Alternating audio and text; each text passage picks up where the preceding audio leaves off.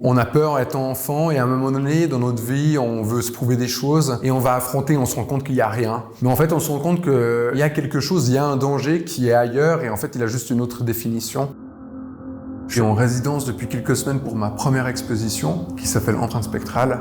J'ai pas envie d'être figé dans mon travail d'écrivain en disant « Ah, je suis derrière l'ordi, je suis seul, j'écris des histoires », mais de trouver comment transmettre des mots autrement que par l'objet livre. Je m'intéresse à comment l'écriture vit dans l'espace. C'est pour ça que je suis parti sur la création d'installations. C'est vraiment pas de la sculpture, c'est pas du dessin, c'est vraiment de l'installation, c'est-à-dire quelque chose qui sert à l'atmosphère, à l'ambiance du lieu, qui permet aux personnes qui visitent l'endroit de ressentir quelque chose de plus. Et là, je me suis, par exemple, pour cette exposition attelée à la statue de plâtre de spectres, de créatures étranges. Elle symbolise un peu tous les affres et les peurs qui entourent la création.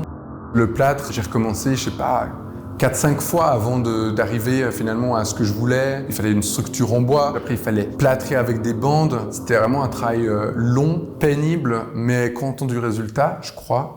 On verra. Et elles entourent d'ailleurs un livre, une publication qui a été créée spécialement pour l'exposition, qui a été aussi, elle, pensée comme une œuvre. C'est un livre qui est en 2 parties. Une partie donc qui parle de légendes urbaines, présentée un peu sous cette espèce de mystère qui, moi, me rappelle pas mal mon enfance où nos parents nous disaient toujours « Va pas là-bas parce qu'il y a un danger ». Et souvent, le danger, c'était quelque chose qui parlait à l'imaginaire de l'enfant. C'était quelque chose qui était lié aux fantômes, aux monstres, aux vampires. Et c'était jamais la réalité. Alors que ça signifiait plus que ça. Puis il y a une deuxième partie qui est un peu plus, je dirais, ludique, qui se lit à l'envers. On doit tourner le livre. Cette partie est en rouge et en fait, elle raconte tout le processus créatif de l'exposition et de l'histoire, avec des références culturelles, beaucoup liées au cinéma d'horreur notamment, à des lectures que j'ai faites. Tout ce qui figure dans cette deuxième partie ne sera peut-être pas là dans l'exposition, parce que là, en fait, on aura 2 chambres. Une chambre qui est plutôt sur ce qu'on voit, c'est-à-dire l'œuvre finie, l'œuvre terminée, le livre, hanté finalement par tout ce qui hante la création.